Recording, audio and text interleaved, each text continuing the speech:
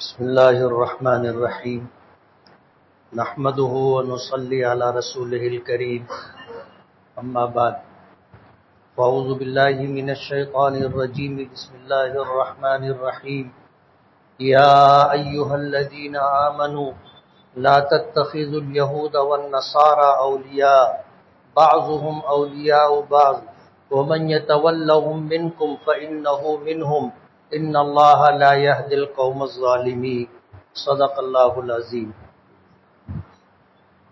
بزرگان محترم اور عزیز دوستو، اللہ تعالیٰ نے یہ کائنات بنائی اور اپنے علم کے مطابق مخلوقات کو اللہ نے پیدا فرمایا۔ اس کائنات میں اللہ تعالیٰ کی کتنی مخلوقات ہے اللہ ہی بہتر جانتے ہیں، لیکن ہم انسانوں کو اللہ پاک نے اشرف المخلوقات بنایا، اور جن مکلف مخلوقات میں سے ہمیں اللہ نے وجود عطا کیا، انہی کے لیے اللہ نے آخرت، حساب و کتاب، جنت و جہنم کا ٹھکانہ مقرر کیا ہے۔ اس دنیا میں مکلف مخلوقات کے علاوہ جتنی بھی مخلوقات ہیں یہ سب کل قیامت کے دن فنا کر دی جائیں گی۔ حدیث پاک میں آتا ہے کہ اس دنیا میں سینگ والی بکری نے بے سینگ والی بکری کو مارا ہوگا، زیادتی کی ہوگی، کل قیامت کے دونوں کو سامنے لایا جائے گا اور بے سینگ والی بکری کو سینگ عطا کی جائے گی اور اسے بدلہ لینے کا حق دیا جائے گا۔ جب بے سینگ والی بکری سینگ پانے کے بعد اپنا بدلہ لے لے گی تو اللہ پاک دونوں کو مٹی بنا دیں گے، مٹی کر دیں گے۔ یہی حال انسان اور جنات کے علاوہ جتنی مخلوقات ہیں سب کے ساتھ ہوگا کہ ان کے درمیان عدل اور انصاف قائم کرنے کے بعد انہیں اللہ پاک مٹی بنا دیں گے۔ ان کے لیے آگے کا کوئی ٹھکانہ اور کوئی منزل نہیں۔ بعض روایتوں میں آتا ہے کہ مٹی بنانے کے بعد انہیں جنت اور جہنم کے درمیان تقسیم کر دیا جائے گا، لیکن ان کا وجود ختم ہو جائے گا، وہ باقی نہیں رہیں گے۔ اور جب اللہ پاک حساب و کتاب سے فارغ ہو جائیں گے، یعنی سارے جنتی جنت میں، سارے جہنمی جہنم میں چلے جائیں گے، حساب و کتاب نمٹ چکا ہوگا، تو پھر اللہ پاک موت کو مینڈھے کی شکل عطا کریں گے، موت کو مینڈھے کی شکل عطا کریں گے، اور تمام جنتیوں کو اور تمام جہنمیوں کو حکم ہوگا کہ اسے دیکھیں، یہ موت ہے۔ آج دنیا میں ہم ہیں، روزانہ لوگ موت سے دوچار ہوتے ہیں، دنیا چھوڑتے ہیں، جاتے ہیں، اور یہ معاملہ تمام مخلوقات کے ساتھ ہے، سب پر فنا طاری ہوتی ہے۔ اللہ پاک کا ارشاد ہے کل من علیہا فان ویبقى وجہ ربک ذو الجلال والاکرام، کہ تم میں سے جتنی بھی مخلوقات اس روئے زمین پر اس کائنات میں موجود ہے سب پر فنا طاری ہوگی، باقی رہنے والی ذات صرف اور صرف اللہ رب العالمین کی ذات ہے۔ سب پر فنا طاری ہوگی، کوئی باقی نہیں رہے گا۔ موت ہے تو موت آتی ہے، لیکن اس دن جب حساب و کتاب ہو چکا ہوگا تو اس کے بعد موت کو مینڈھے کی شکل دی جائے گی اور جنت اور جہنم کے درمیان اسے لایا جائے گا، اور تمام جنتیوں کو اور تمام جہنمیوں کو حکم ہوگا کہ دیکھو، لوگ دیکھیں گے موت کو، اور پھر اس موت کو جو مینڈھے کی شکل میں ہوگی اس پر موت آ جائے گی، یعنی اس کو ذبح کر دیا جائے گا۔ جنتی بے پناہ خوش ہوں گے کہ اب کبھی مرنا نہیں ہے، اور سب سے بڑی خوشی ان کے لیے یہی ہوگی کہ اب جنت میں آنے کے بعد فنا نہیں ہے، موت سے دوچار نہیں ہونا ہے۔ اور جہنمیوں کے لیے سب سے بڑا صدمہ ہوگا کہ کم سے کم موت آ جاتی تو آدمی مصیبت سے نجات پا جاتا، لیکن اب جہنم میں جو لوگ ہوں گے وہ بھی کبھی مریں گے نہیں. تو جہنمیوں کے لیے بے پناہ دکھ کی بات ہوگی. اللہ تعالیٰ نے اس دنیا میں ہم انسانوں کو اشرف المخلوقات بنایا، یعنی مکلف مخلوق میں جیسے ہم ہیں مکلف مخلوق میں، اسی طرح جنات و شیاطین بھی. لیکن اللہ پاک نے ہمیں اشرفیت عطا کی اور مکلف مخلوق میں دوسری مخلوقات پر برتری اور فضیلت عطا کی. یہ اللہ پاک کا انعام و کرم ہے ہم لوگوں کے ساتھ. تو ہمیں اشرف المخلوقات بنایا. لیکن اس دنیا میں جہاں ہمیں رکھا ہے یہ ہمیشہ رہنے کی جگہ نہیں ہے، یہ ہمارا عارضی ٹھکانہ ہے. ہم اس سے پہلے ماں کے پیٹ میں تھے، اس سے پہلے عالم ارواح میں تھے. یہاں ہمیشہ نہیں رہنا ہے، ایک وقت آئے گا یہاں سے بھی ہمارا سفر ہے. یہ منزل نہیں ہے، منزل آگے ہے. یہاں سے نکلیں گے ہم عالم برزخ میں رہیں گے، یعنی موت کے بعد سے لے کر کے سور پھونکے جانے تک درمیان کا جو زمانہ ہے، جو عرصہ ہے، اسے عالم برزخ کہتے. الگ الگ ٹھکانوں پر لوگ ہوں گے. جو نیک متقی پرہیزگار ایمان و اسلام کے ساتھ اللہ کی رضا کے ساتھ دنیا چھوڑیں گے انہیں اللہ تعالیٰ علیین میں رکھے گا. علیین میں ایک ٹھکانہ ہے جو اللہ اپنے نیک بندوں کی روحوں کے لیے مقرر کیا ہے. اور جن لوگوں نے دنیا میں کفر کیا، شرک کیا، اللہ کو ناراض کر کے اس دنیا کو چھوڑا ہے، اللہ تعالیٰ ان کو سجین میں رکھے گا. جو ساتوں زمین کے نیچے ایک طبقہ ہے وہاں پر ان کو رکھا جائے گا. اور یہ عالم برزخ ہے. عالم برزخ یہ زمانہ موت کے بعد سے لے کر کے سور پھونکے جانے تک کا جو زمانہ اور عرصہ ہے اسے عالم برزخ کہتے ہیں. یہ بھی آخری ٹھکانہ نہیں ہے، اس کے بعد عالم آخرت ہے. جب دوبارہ سور پھونکا جائے گا تو تمام مخلوقات کو اللہ پاک زندہ کر دے گی. یہ تمام مخلوقات جب اٹھیں گی میدان محشر میں جمع ہوں گی اور پھر جو معاملات ہوں گے، حساب و کتاب ہوگا، اس کے بعد پھر ٹھکانہ ہے جنت یا جہنم. اور یہ عالم آخرت میں ٹھکانہ یہ ہمیشہ ہمیشہ کا ٹھکانہ ہے. اس دنیا میں جہاں ہم اور آپ ہیں یہ عارضی ٹھکانہ ہے، ہمیشہ رہنے کی جگہ نہیں ہے. لیکن یہاں بھی آدمی کامیابی اور کامرانی کے ساتھ رہے، خوشحال زندگی گزارے، خوشگوار زندگی گزارے، مطمئن پرسکون زندگی گزارے، اللہ پاک نے اس کے لیے اسباب بنائے. اللہ تعالیٰ سے بڑھ کر کے ہمارا خیرخواہ کون ہوگا؟ اللہ تعالیٰ ہمارے خالق ہیں، اللہ نے ہمیں پیدا کیا ہے، اللہ ہمارے مالک ہیں. ہم مملوک ہیں، اللہ ہمارے مالک ہیں. حدیث پاک میں آتا ہے الخلق عیال اللہ، کہ یہ مخلوقات اللہ کا کنبہ ہے. جیسے ہم میں سے ہر ایک کا اپنا ایک خاندان ہوتا ہے، اپنا ایک خاندان ہوتا ہے، ایک پریوار ہوتا ہے، ایک فیملی ہوتی ہے. اور اس سے ہمارا تعلق کیسا ہوتا ہے آپ کو پتہ ہے. ایک ماں کو اپنے بچے سے، ایک باپ کو اپنے بچوں سے کتنی محبت اور لگاؤ ہوتا ہے. حدیث پاک میں آتا ہے اس سے 70 گنا زیادہ اللہ تعالیٰ کو اپنی مخلوقات سے تعلق ہے. یہی وجہ ہے کہ اللہ تعالیٰ ظلم برداشت نہیں کرتا. حدیث پاک میں آتا ہے ظلم و ظلمات یوم القیامہ، کہ کسی مخلوق پر ظلم کرنا یہ قیامت کی اندھیریوں میں سے ہے.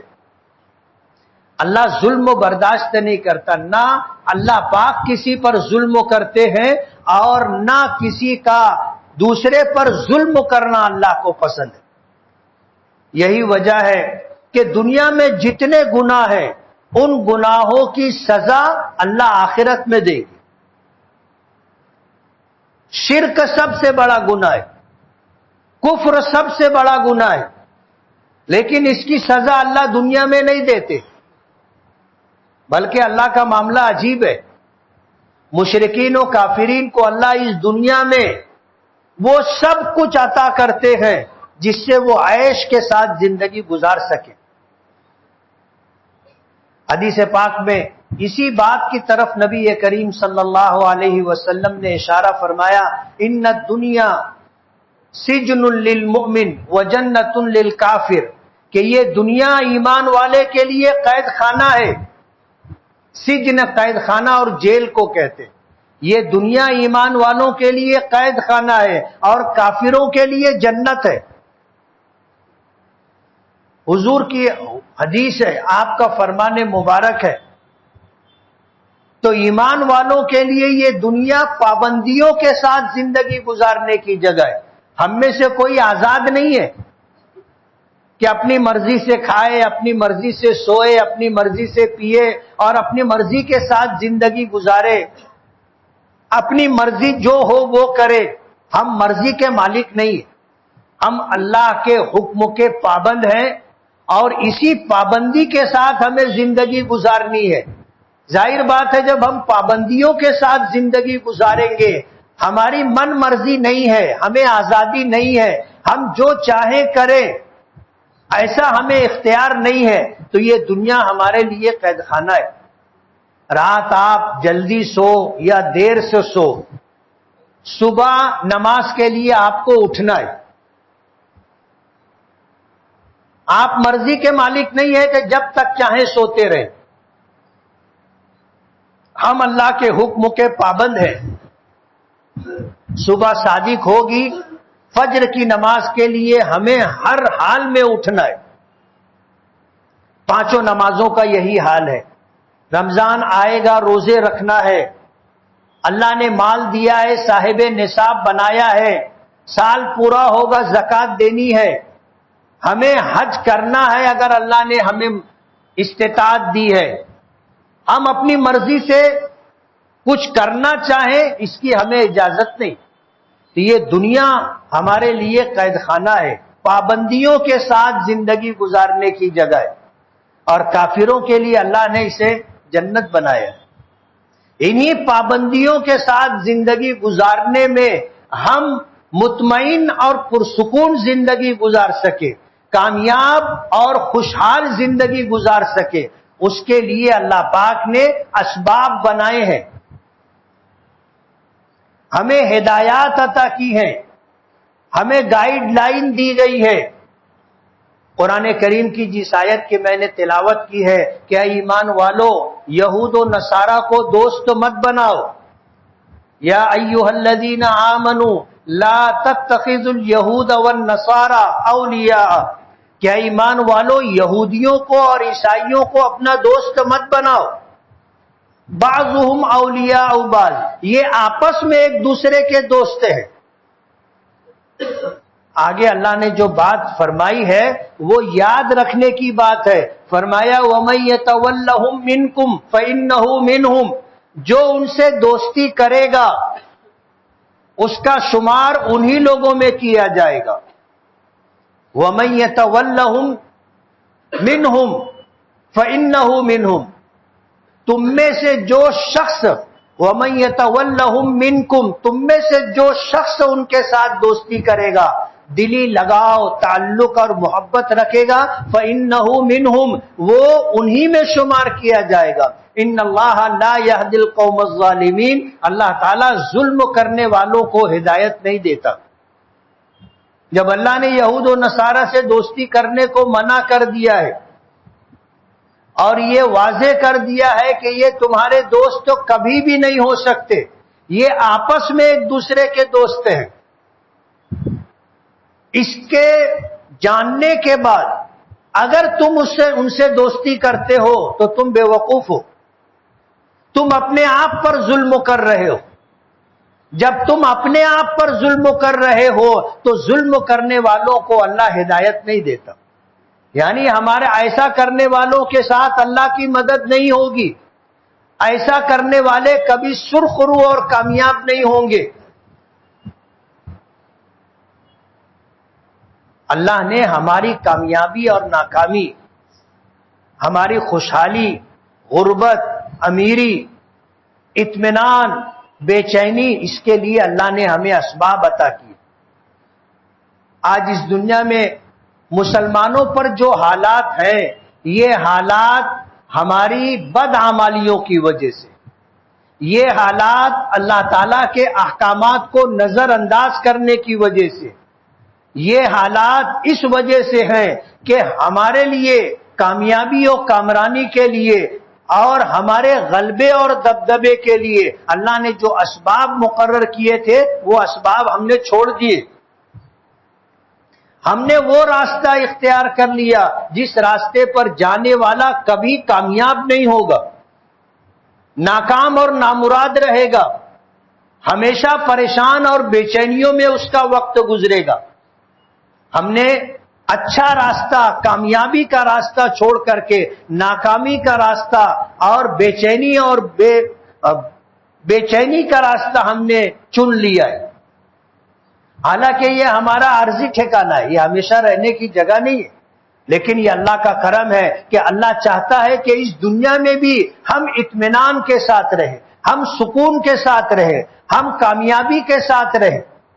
اللہ نے ہم ایمان والوں کو اللہ نے دنیا میں بھیجا ہی اسی لیے ہے کہ ہم حکمرانی کریں، ہم اللہ کی مخلوقات پر حکمرانی کر کے ان کو ان کا حق دے۔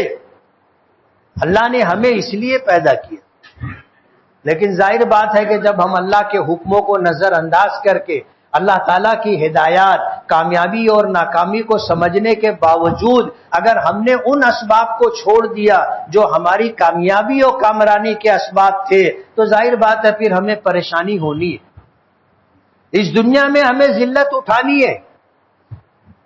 آج پوری دنیا کے حالات یہی ہیں، اسلامی حکومتیں ہیں وہاں بھی، اور جہاں اسلامی حکومتیں نہیں ہیں وہاں بھی، پوری دنیا میں مسلمان کہیں بھی خوشحال نہیں ہے۔ خوشحالی کا تعلق امیری اور غریبی سے نہیں ہے، اطمینان و سکون کا تعلق مال و دولت سے نہیں ہے، یہ ایک الگ نعمت ہے جو اللہ پاک اپنے ان بندوں کو عطا کرتا ہے جو اللہ کی مرضیات کے مطابق زندگی گزارتے، اللہ تعالیٰ اور نبی کریم صلی اللہ علیہ وسلم کی ہدایات کے مطابق زندگی گزارتے۔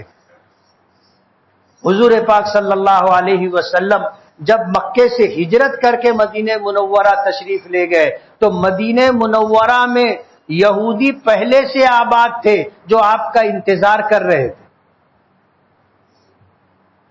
قبیلہ بنو نذیر ہے، یہودیوں کا ایک قبیلہ ہے، انہوں نے قلعہ بنا رکھا تھا۔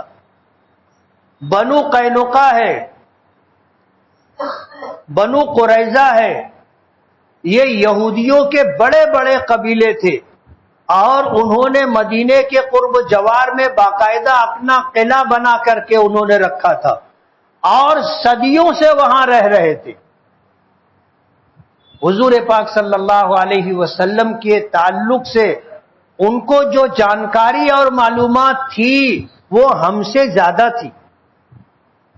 قرآن کریم میں اللہ پاک فرماتے ہیں یعرفونہ کما یعرفون ابناءہم، یہ اللہ کے نبی حضرت محمد صلی اللہ علیہ وسلم کو اس طرح پہچانتے ہیں جیسے انسان اپنی اولاد کو پہچانتا ہے۔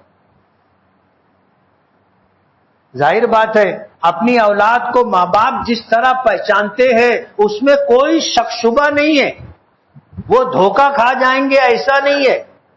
اس طرح یہ یہودی نبی کریم صلی اللہ علیہ وسلم کو پہچانتے تھے۔ حضور کا نام ان کی کتابوں میں تھا، خاندان کا تذکرہ ان کی کتابوں میں تھا، آپ کی علامات نشانیاں ان کی کتابوں میں تھی، اور یہاں تک تھا کہ ایک وقت آئے گا کہ اللہ کا یہ نبی ہجرت کر کے مدینہ منورہ آئے گا، تو یہ یہودی جو مدینہ آ کر کے آباد ہوئے تھے یوں ہی نہیں چلے آئے تھے، انہیں پتا تھا کہ اللہ کا آخری نبی جب ہجرت کرے گا تو اسی مقام پر آئے گا۔ وہ لوگ مدینہ منورہ آ کر کے صدیوں سے آباد تھے اور انتظار کر رہے تھے۔ علماء نے لکھا ہے کہ حضور پاک صلی اللہ علیہ وسلم ہجرت کر کے جب مکے سے مدینہ پہنچے تھے تو راستے میں قبا نامی بستی تھی، جو آپ کا دلیل تھا، رہبر اور گائیڈ تھا، جس کو کرائے پر لیا گیا تھا مکے سے نکلتے ہوئے کہ عام راستہ چھوڑ کر کے، جنگلات ہے، ریگستان ہے، پہاڑوں کے درمیان سے عام راستہ چھوڑ کر کے مدینہ جانا ہے، ورنہ مکے کے لوگ پیچھا کریں گے اور نقصان پہنچانے کی کوشش کریں گے۔ تو حضرت ابوبکر صدیق اور اسی طرح نبی کریم صلی اللہ علیہ وسلم نے ایک رہبر رکھا اور اس رہبر کو اس کی اجرت اور اس کا محنتانہ دینا طے کیا تھا۔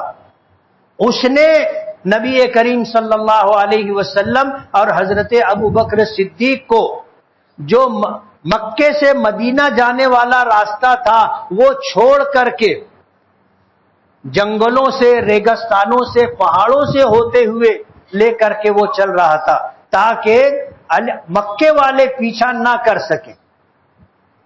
آج مکے سے مدینہ جانے کا جو سب سے اچھا راستہ ہے وہی یہ طریق ہجرہ ہے، یعنی ہجرت والا راستہ۔ شاہ فہد نے اپنے زمانے میں دنیا بھر کے بڑے علماء کو جمع کیا تھا اور جمع کرنے کے بعد ان کے سامنے یہ پروگرام رکھا تھا کہ میں یہ چاہتا ہوں کہ اللہ کے نبی صلی اللہ علیہ وسلم نے ہجرت کرتے ہوئے راستہ چھوڑ کر کے جس راستے سے گزرے ہیں میں وہاں راستہ بنانا چاہتا ہوں۔ دنیا بھر کے علماء نے جمع ہو کر کے سیرت حدیث کی کتابوں سے تلاش کر کے وہ راستہ متعین کیا۔ شاہ فہد نے پھر وہ راستہ بنوایا، اسی سے لوگ عام طور پر مکہ اور مدینہ آتے جاتے ہیں، ورنہ پرانا راستہ ہے، وہ پرانا راستہ بدر سے ہو کر کے گزرتا ہے۔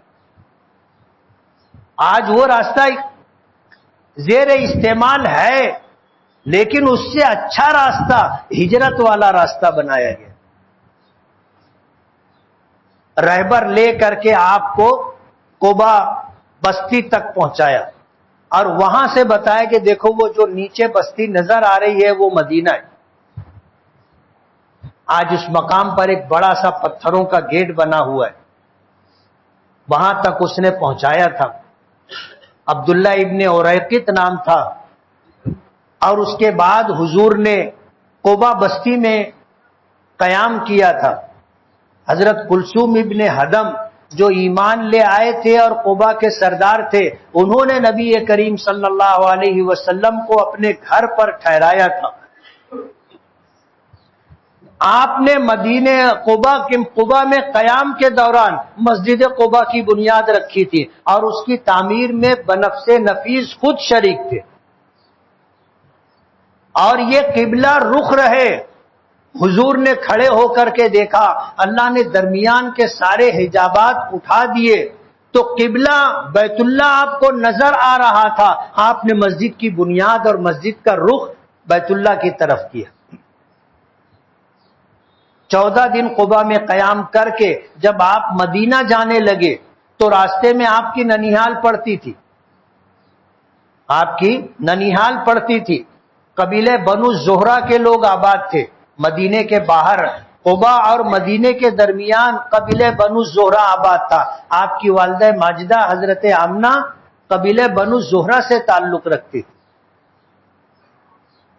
جب وہ بستی آئی تو قبیلے بنو زہرہ کے لوگ جو رشتے میں آپ کے ماموں ہوتے تھے، انہوں نے آپ کو روکنا چاہا کہ آپ ہمارے یہاں قیام کریں۔ حضور پاک صلی اللہ علیہ وسلم نے انہیں منع کیا، اور آپ کے لیے جو ہجرت گاہ طے کی گئی تھی وہ قبیلے بنو زہرہ نہیں تھی، مدینہ منورہ تھی۔ اس مقام پر جب آپ پہنچے تو جمعہ کی نماز کی فرضیت کا حکم آیا۔ حضور پاک صلی اللہ علیہ وسلم نے قبیلے بنو زہرہ میں اسلام کی پہلی نماز جمعہ کا اہتمام کیا۔ وہاں پہ جہاں آپ نے نماز پڑھی تھی مسجد جمعہ کے نام سے وہاں پر مسجد بنی۔ نماز سے فارغ ہوئے پھر آپ آگے بڑھے، جس راستے سے آپ جا رہے تھے ہر شخص آتا تھا، اونٹنی کے رکاب پکڑتا تھا اور یہ کہتا تھا کہ یہ جان بھی آپ کی ہے اور یہ مال بھی آپ کا ہے، آپ ہمارے گھر قیام کریں۔ حضور فرماتے تھے میری اونٹنی کو چھوڑ دو، فَإِنَّهَا مَأْمُورَةٌ مِّنَ اللَّهِ، یہ من جانب اللہ مامور ہے، مجھے جہاں رکنا ہے ٹھہرنا ہے یہ اس جگہ جا کر کے رکے۔ لیکن راستے میں جتنے گھر پڑ رہے تھے ہر گھر سے آدمی نکلتا تھا اور حضور سے یہ درخواست کرتا تھا کہ یہ جان اور مال آپ کی، آپ ہمارے گھر قیام کریں۔ لیکن حضور یہی فرماتے تھے میری اونٹنی کو چھوڑ دو، یہ من جانب اللہ مامور ہے، جہاں مجھے قیام ہے یہ وہاں جائے گی۔ اونٹنی آئی، مدینہ منورہ میں داخل ہوئی اور ایک ویران باغ میں جا کر کے بیٹھ گئی۔ حضور اونٹنی سے اترے نہیں، یہ وہ جگہ تھی جہاں کھجور کا ایک ویران باغ تھا، مشرکین کی کچھ قبریں تھی۔ اونٹنی وہاں تھوڑی دیر بیٹھی، اس کے بعد اٹھی اور پھر ایک چکر اس نے لگایا اور اس کے بعد چل کر گئی اور حضرت ابو ایوب انصاری رضی اللہ تعالی عنہ کے دروازے پر بیٹھ گئی۔